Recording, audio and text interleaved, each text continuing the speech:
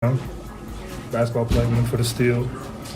Basketball play, referee blows his whistle, calls a foul. I stop play, my arm's still stuck in there, and he tries to break it. But the fact that I was the only one that got, I guess, something out of that is kind of beyond me, especially defending DPOY, and that's how he gets treated. It's tough, but like I said, it's maturity. I could have cracked his head open, but I didn't.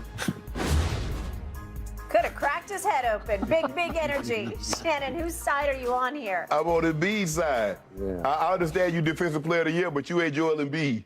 Joel Embiid is one of the top 5 players. And I know you're considered the best defensive player, but defensive players never get, it's kind of like offensive players, Skip. They don't have no protection for Aaron Donald. They got protection even for the minorest quarterback in the NFL, let alone Brady, Rodgers, or Mahomes. They ain't got no protection for Aaron Donald or no T.J. Watt. You can cut him. You can double team him. You can do all that. You can land on top of him. Yep.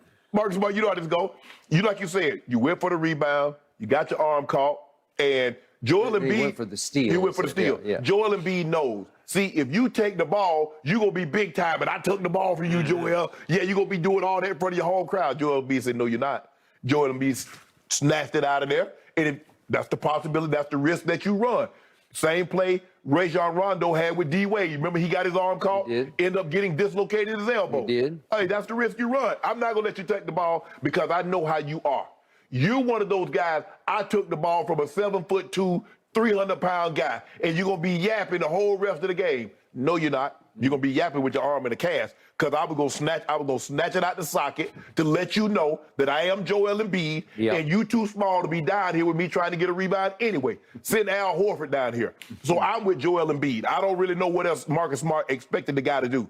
I'm not letting you get this rebound. That's not going to happen. I agree. Times 10. I thought what Marcus Smart tried to pull off was a Pat Bev style move where you're trying to reach and steal the ball, but you know you can't. So you hang on hoping to draw the offensive foul from Joel or on Joel. And you hung on and you hung on, and it got a little dangerous because to your point, now you're going to be twisted into some dangerous territory. Right. Then he goes down, and then as Joel starts to move away, he reaches and just trips him up. Right. Okay, well, that won't fly. That's going to be a technical foul. Yeah. And so I had absolutely no problem with the way this was officiated because he deserved a tech. Now for the upshot of this, the technical foul that Marcus Smart deserved also served to ignite the Celtics to go on an incredible revenge run over a call that was called the right way, that they were all thinking it was called the wrong way. Right. So 2 wrongs don't make a right. I don't know. It made a right for them. Correct. Because they took off. So from that moment, remember, at that moment, it was 63 all. Right. And it was even Steven. And all of a sudden, off the tech, James Harden goes the other end and makes the tech shot. And then Joel's a little steam, so they get to inbound the ball because it's still theirs. And he turns around and makes a 17-footer. And all of a sudden, it's 66-63 visiting team, Sixers. And guess what happens from that point forward? They go on, Boston, the home team, goes on a 63-44 run. It's a 19-point swing, 63-44. And with 1:26 left in the game, they're up 16 points, and it's way over. Right. Okay? So the flashpoint of the game for the Celtics and the home crowd, which was just ready to explode, was that moment when the refs got it right, and for the wrong reason, Boston took it personally and took off. Right. Right? And that's the way you handle it. Okay. All right. So there you go. But that's sports. That's just how. But I don't. What did he expect Joel Embiid to do? Just let go? It doesn't happen like that because you still trying to snake the ball. You're trying to snake the ball. So I mean, Joel like And plus, that's what big guys should do. Let little guys know you don't belong down here. This is big guy territory. And you're not a big guy. All right, bigger picture. I still think the Celtics in the long haul will miss their fearless leader of a head coach who was suspended, I guess, indefinitely, or at least. Well, he's suspended this year. For this year. And then I don't know see how he gets the job back. Okay, you got it. Will the young coach be able to detonate them on the defensive end the way Ime did? I don't know, but I doubt it over the long haul. Right. Opening night is crazy because emotions are running hot and high, and those two young players that we talked about during the NBA Finals, They were sensational. they were just sensational because it's hard to beat Jason Tatum going 13 and 20 and Jalen going 14 and 24. It's just hard to beat that because you go 35 times 2. Well, okay, you're probably going to win a home game like that, right? Yep.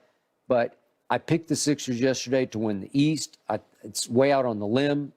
I still wonder, is Doc the head coach to push all the right buttons for this? I love Doc, but they pushed a lot of right buttons last night. I liked a lot of what I saw because Joel goes 26 and 15, and James Harden looked in shape and engaged to me last night, and he goes 35, and he had an explosion in the first quarter that was He went 30. old He went days. 35, 8 and 7. Yep.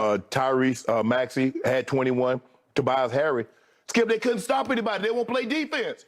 You let Boston shoot 56%. You let two guys go get 35. Okay, but if I show you the stats, if you didn't know the final score and I showed you the box score, you think, man, I don't know, maybe Philly won this game, right? Well, if you don't tell, I saw a team that shot 46 82. Oh, well, somebody better made a bunch of threes of the other team because if you letting the team shoot 56%, Skip, and only on 82 shots. Okay, but Philly won the three-point shooting contest 38% to 34%, right? Yep. Philly won at the free throw line 24 to 22. Yep. It was at the two-point line, you know, from the two-point range. That's where they lost because that was that Philly's was bench is going to have to give them more. I think the biggest difference in the game was the bench. You look at what Grant Williams That's and what huge. Malcolm Brogdon. Yep, I agree. Malcolm Brogdon's going to be big for them, Skip. I thought he would be starting, but they went with a Derek White as the starting lineup. I agree. But he coming in running that second unit. Grant Williams gave him valuable minutes because we saw what he did, Skip, in that game 7 when he hit all those. He took a bunch of threes, but he made a bunch of them. Well, he made all 3 of his threes last night, and they were huge. Yes. They were big. They came at big moments. Yep.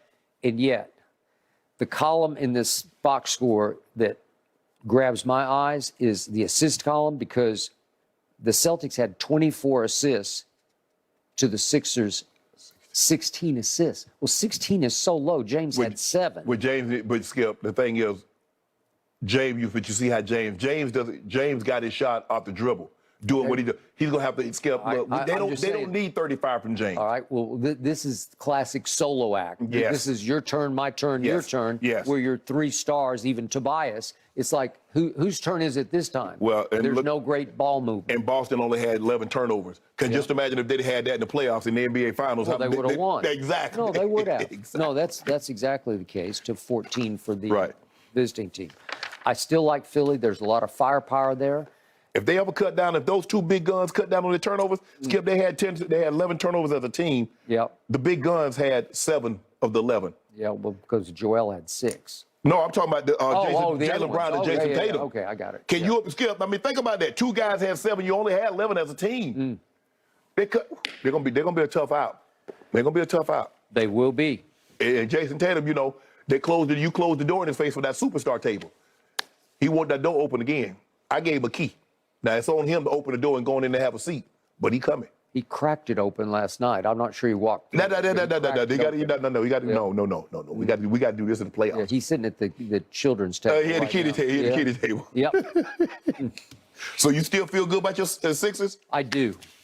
What about the Nets? You ain't seen that they play tonight, right? I'm going to see what happens. Okay. They're interesting. They're the new dark horse in the East. Oh, the dark horse. Yeah, and you better not sleep on the dark horse. Oh, you ain't seen old Giannis. I can just imagine what he got in store for somebody in the East this year. Yep, you could be right. He in his prime skill. Right. I hear you. And Golden State, your 2 picks look. That look good. I look good though. For a moment, but it's way early. Ooh, I can't wait to Golden State put something on your Clippers. They gonna wait till the Clippers put some on your Lakers. That ain't gonna happen tomorrow night. LeBron probably go for about 40. Really? Mm-hmm. Well, he's going to be guarded. Well, gentlemen, this the time. Sixers will face Giannis in the